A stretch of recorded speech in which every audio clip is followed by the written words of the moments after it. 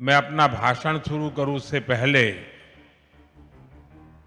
मैं आप सबसे एक प्रार्थना करता हूं।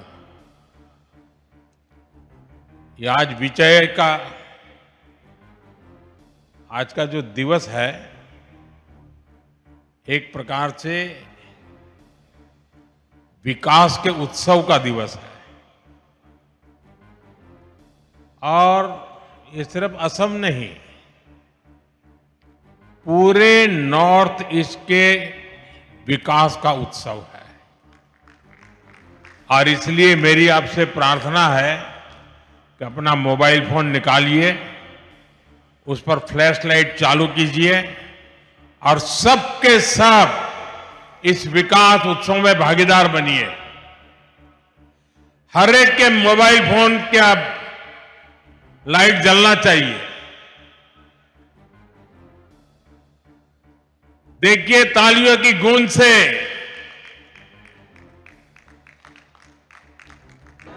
पूरा देश देखेगा कि असम विकास का उत्सव मना रहा है।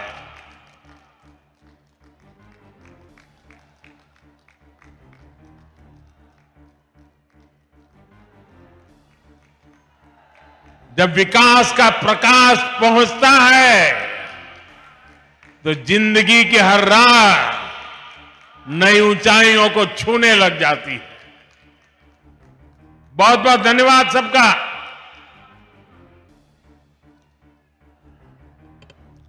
साथियों, असम की धरती से मेरा लगाव, यहां के लोगों का प्यार और स्नेह और खासकर असम और पूर्वोत्तर की मेरी माताओं बहनों का अपनापन, ये मुझे निरंतर प्रेरित करते हैं, पूर्वोत्तर के विकास के हमारे संकल्प को ताकत देते हैं। मैं देख रहा हूं आज एक बार फिर असम के विकास में नया अध्याय जुड़ रहा है और ऐसे में भारत रत्न भूपेन दा की पंक्तियां बहुत सटीक हो जाती है। लुइदोर पार जिलिकाई टूली बोलोई आमी प्रतिज्ञाबद्ध आमी संकल्पबद्ध, यानी लुइत नदी का तट उज्जवल होगा, अंधकार की हर दीवार टूटेगी और ये होकर रहेगा, यही हमारा संकल्प है, यही हमारी प्रतिज्ञा है। साथियों, भूपेन दा की ये पंक्तियां केवल एक गीत नहीं थी, ये असम को प्यार करने वाली हर महान आत्मा का संकल्प था। और आज ये संकल्प हमारे सामने सिद्ध हो रहा है। जैसे असम में विशाल ब्रह्मपुत्र की धाराएं कभी नहीं रुकती, वैसे ही बीजेपी की डबल इंजन सरकार में यहां विकास की धारा भी अनवरत बह रही है। आज लोकप्रिय गोपीनाथ बोरदोलोई एयरपोर्ट के नए टर्मिनल का उद्घाटन हमारे इस संकल्प का प्रमाण है। मैं सभी असम वासियों को, देश के लोगों को इस नई टर्मिनल बिल्डिंग के लिए बहुत बहुत बधाई देता हूं।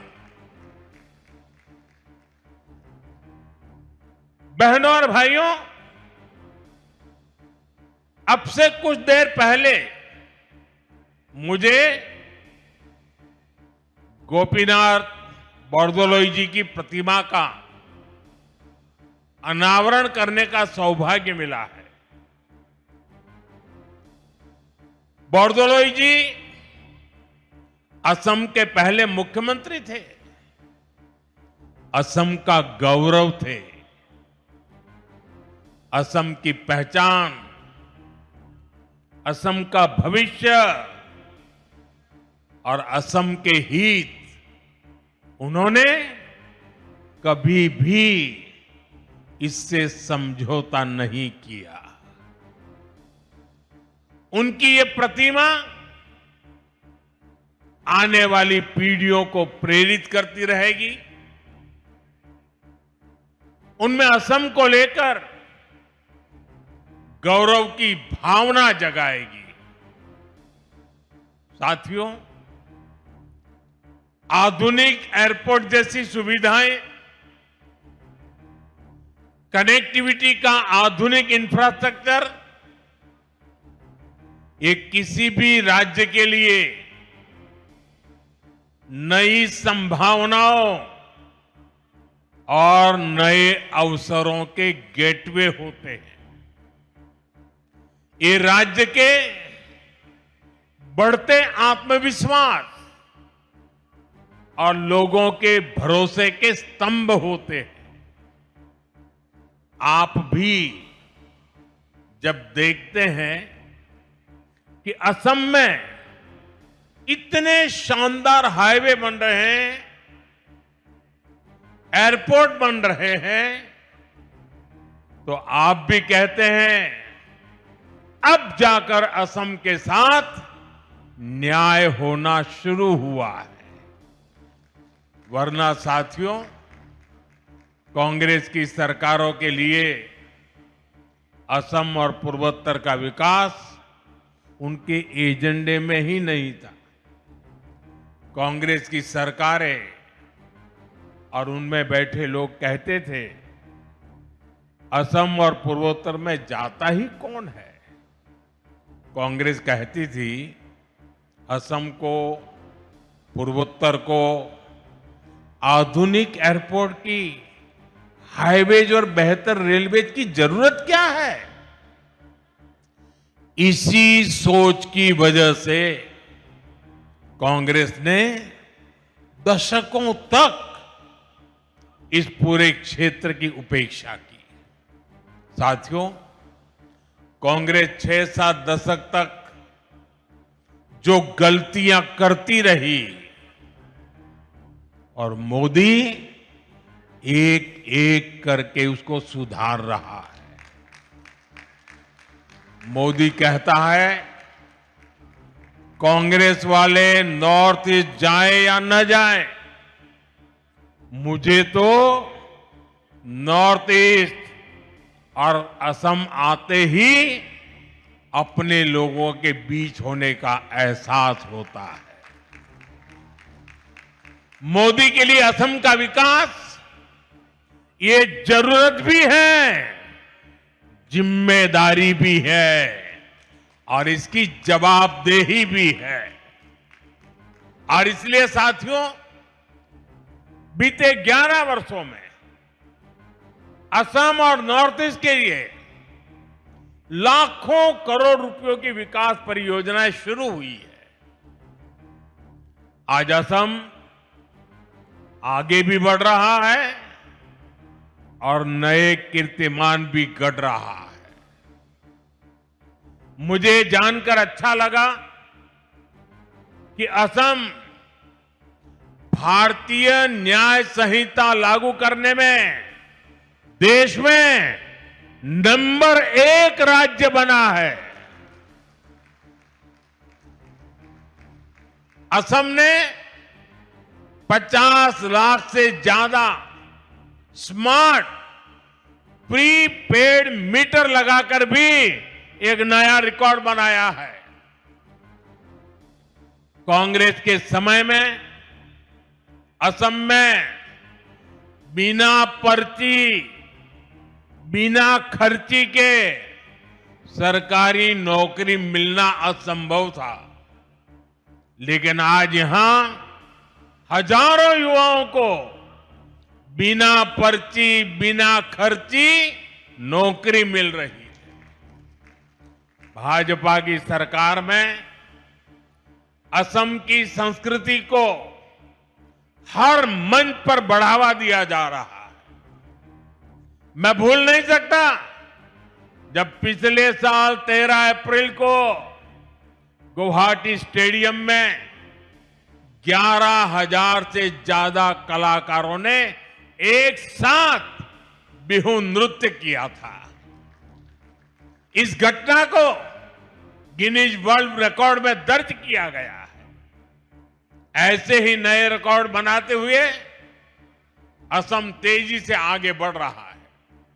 साथियों, अब इस नई टर्मिनल बिल्डिंग से गुवाहाटी और असम की क्षमता और ज्यादा बढ़ जाएगी। इस टर्मिनल पर हर साल करीब 1.25 करोड़ से ज्यादा यात्री सफर कर सकेंगे, यानी बड़ी संख्या में पर्यटक भी असम आ सकेंगे। श्रद्धालुओं के लिए मां कामाख्या के दर्शन की सुविधा भी आसान हो जाएगी। इस नए एयरपोर्ट टर्मिनल में कदम रखते ही ये साफ दिखता है, विकास भी और विरासत भी, ये मंत्र के मायने क्या है। इस एयरपोर्ट को असम की प्रकृति और संस्कृति को ध्यान में रखकर गढ़ा गया है। टर्मिनल के अंदर हरियाली है, इंडोर फॉरेस्ट जैसी व्यवस्था है, चारों तरफ प्रकृति से जुड़ा डिजाइन है। यहां आने वाला हर यात्री सुकून महसूस करे। इसकी बनावट में बांस का खास इस्तेमाल किया गया है। बांस असम के जीवन का अभिन्न हिस्सा है। वो यहां मजबूती भी दिखाता है और खूबसूरती भी। और दिल्ली में बैठे हुए भूतकाल की सरकारों को ये बंबू क्या है इसकी पहचान भी नहीं थी। आप हैरान होंगे, 2014 में आपने मुझे काम दिया, उसके पहले हमारे देश में एक कानून था। ये कानून ऐसा था कि आप बंबू को काट नहीं सकते। अब कोई मुझे समझाए भाई, क्यों? क्योंकि उन्होंने कह दिया बंबू एक ट्री है, वृक्ष है, और जब एक बार वृक्ष कह दिया तो फिर सारे दरवाजे बंद हो गए। जबकि बाम्बू दुनिया मानती है कि ये एक पौधा है, और हमने कानून हटाया और ग्रास की कैटेगरी में, जो सचमुच में बंबू की पहचान है, उसमें लाया। और तब जाकर के आज ये बाम्बू से इतनी बड़ी भव्य इमारत निर्माण हुई है। और आज अगर आप सोशल मीडिया देखोगे तो दुनिया भर में भारत के एयरपोर्ट की रचनाओं की चर्चा हो रही है। साथियों, इंफ्रास्ट्रक्चर के इस विकास का बहुत बड़ा संदेश भारत की विकास यात्रा की पहचान बन रहा है। इससे उद्योगों को बढ़ावा मिलता है, निवेशकों को कनेक्टिविटी का भरोसा मिलता है, लोकल प्रोडक्ट्स को दुनिया भर में पहुंचाने का रास्ता खुलता है, और सबसे बड़ा भरोसा उस युवा को मिलता है जिसके लिए नए अवसर पैदा होते हैं। और इसलिए आज हम असम को असीम संभावनाओं की इस उड़ान पर आगे बढ़ते देख रहे हैं। साथियों, आज भारत को देखने का दुनिया का नजरिया बदला है और भारत की भूमिका भी बदली है। भारत अब दुनिया की तीसरी सबसे बड़ी अर्थव्यवस्था बनने जा रहा है। 11 साल के भीतर भीतर ये कैसे हुआ? साथियों, इसमें बहुत बड़ी भूमिका आधुनिक इंफ्रास्ट्रक्चर के विकास की है। भारत 2047 की तैयारी कर रहा है। विकसित भारत के संकल्प को सिद्ध करने के लिए हम इंफ्रास्ट्रक्चर पर फोकस कर रहे हैं। और सबसे अहम बात यह है कि विकास के इस महान अभियान में देश के हर राज्य के हर क्षेत्र की भागीदारी है। हम पिछड़ों को प्राथमिकता दे रहे हैं। देश का हर राज्य एक साथ प्रगति करे और विकसित भारत के मिशन में अपना योगदान दे। हमारी सरकार इस दिशा में काम कर रही है और मुझे खुशी है कि आज असम और पूर्वोत्तर हमारे इस मिशन का नेतृत्व कर रहे हैं। हमने एक्ट ईस्ट पॉलिसी के जरिए पूर्वोत्तर को प्राथमिकता दी और आज हम असम को भारत के ईस्टर्न गेटवे के रूप में उभरता देख रहे हैं। असम भारत को आसियान देशों से जोड़ने के लिए ब्रिज की भूमिका निभा रहा है। ये शुरुआत अभी बहुत आगे तक जाएगी और असम कई क्षेत्रों में विकसित भारत का इंजन बनेगा। साथियों, आज असम और पूरा नॉर्थ ईस्ट भारत के विकास का नया प्रवेश द्वार बन रहा है। मल्टी मॉडल कनेक्टिविटी के संकल्प ने इस क्षेत्र की दिशा और इसकी दशा दोनों बदली है। असम में नए पुल बनाने की रफ्तार, नए मोबाइल टावर लगाने की स्पीड, विकास के हर काम की गति सपनों को हकीकत में बदल रही है। ब्रह्मपुत्र पर बने पुलों ने असम की कनेक्टिविटी को नई मजबूती और नया आत्मविश्वास दिया है। आजादी के बाद के 6-7 दशक में यहां केवल 3 बड़े पुल बन पाए थे, लेकिन पिछले 1 दशक में 4 नए मेगा ब्रिज पूरे किए गए हैं। इनके अलावा कई ऐतिहासिक परियोजनाएं आकार ले रही है। बोगीबील और ढोला सदिया जैसे सबसे लंबे पुलों ने असम को रणनीतिक रूप से और अधिक सशक्त बना दिया है। रेलवे कनेक्टिविटी में भी एक क्रांतिकारी बदलाव आया है।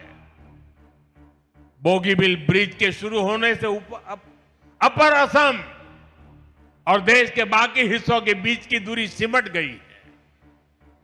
गुवाहाटी से न्यू जलपाईगुड़ी तक चलने वाली वंदे भारत एक्सप्रेस ने यात्रा के समय को कम कर दिया है। देश में वाटरवेज के विकास का फायदा भी असम को मिल रहा है। कार्गो ट्रैफिक में 140% की बढ़ोतरी हुई है। इस बात का प्रमाण है कि ब्रह्मपुत्र केवल नदी नहीं बल्कि आर्थिक शक्ति का प्रवाह है। पांडु में पहली शिप रिपेयर सुविधा विकसित हो रही है। वाराणसी से डिब्रूगढ़ तक चलने वाली गंगा विकास क्रूज को लेकर उत्साह है। इसे north east global cruise tourism के मानचित्र पर स्थापित हो गया है। साथियों, कांग्रेस की सरकारों ने असम और पूर्वोत्तर को विकास से दूर रखने का जो पाप किया था, उसका बहुत बड़ा खामियाजा देश की सुरक्षा, एकता और अखंडता को उठाना पड़ा। कांग्रेस की सरकारों में हिंसा का दौर दशकों तक फलता फूलता रहा। हम केवल 10-11 साल के भीतर उसे खत्म करने की तरफ बढ़ रहे हैं। पूर्वोत्तर में पहले जहां हिंसा और खून खराबा होता था, आज वहां 4G और 5G टेक्नोलॉजी से डिजिटल कनेक्टिविटी पहुंच रही है। जो जिले कभी हिंसाग्रस्त माने जाते थे, आज वो आकांक्षी जिलों के रूप में विकसित हो रहे हैं।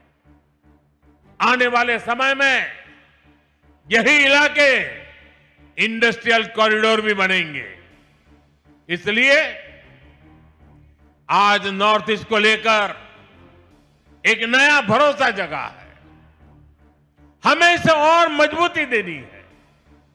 साथियों, हमें असम और पूर्वोत्तर के विकास में कामयाबी इसलिए भी मिल रही है कि हम इस क्षेत्र की पहचान और संस्कृति की सुरक्षा कर रहे हैं। कांग्रेस ने एक और पाप किया था। उसने यहां की पहचान को मिटाने की साजिश की थी। और यह षड्यंत्र केवल कुछ वर्षों का नहीं है। कांग्रेस के इस पाप की जड़ें आजादी के पहले से जुड़ी है।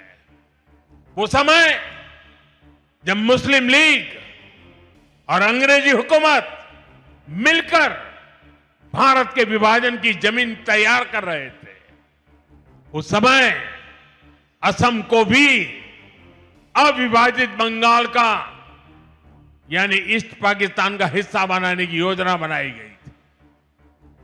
कांग्रेस उस साजिश का हिस्सा बनने जा रही थी। तब बोरदोलोई जी अपनी पार्टी के खिलाफ खड़े हो गए थे। उन्होंने असम की पहचान को खत्म करने के इस षड्यंत्र का विरोध किया और असम को देश से अलग होने से बचा लिया। भाजपा पार्टी हमेशा पार्टी लाइन से ऊपर उठकर हर देशभक्त का सम्मान करती है। अटल जी के नेतृत्व में जब भारतीय जनता पार्टी की सरकार आई, तब उन्हें भारत रत्न दिया गया। भाइयों बहनों, बोरदोलोई जी ने आजादी के पहले तो आसाम को बचा लिया था, लेकिन उनके बाद कांग्रेस ने फिर से असम विरोधी और देश विरोधी काम शुरू कर दिए। कांग्रेस ने अपना वोट बैंक बढ़ाने के लिए मजहबी तुष्टीकरण के षड्यंत्र रचे। बंगाल और असम में अपने वोट बैंक वाले घुसपैठियों को खुली छूट दी गई है। यहां की डेमोग्राफी को बदला गया है। इन घुसपैठियों ने हमारे जंगलों पर कब्जा किया, हमारी जमीनों पर कब्जा किया। इसका नतीजा यह हुआ कि पूरे असम की सुरक्षा और पहचान दांव पर लग गई है। साथियों, आज हेमंता जी की सरकार और उनकी टीम के सभी साथी बहुत मेहनत से असम के संसाधनों को इस गैर कानूनी और देश विरोधी अतिक्रमण से मुक्त करा रही है। असम के संसाधन असम के लोगों के काम आए, इसके लिए हर स्तर पर काम हो रहा है। केंद्र सरकार ने भी घुसपैठ रोकने के लिए सख्ती की है। अवैध घुसपैठियों को बाहर निकालने के लिए उनकी पहचान भी कराई जा रही है। लेकिन भाइयों बहनों, कांग्रेस पार्टी और इंडी गठबंधन के लोग खुलकर देश विरोधी एजेंडे पर उतर आए हैं। देश का सुप्रीम कोर्ट तक घुसपैठियों को बाहर करने की बात कर चुका है, लेकिन ये लोग घुसपैठियों के बचाव में बयानबाजी कर रहे हैं।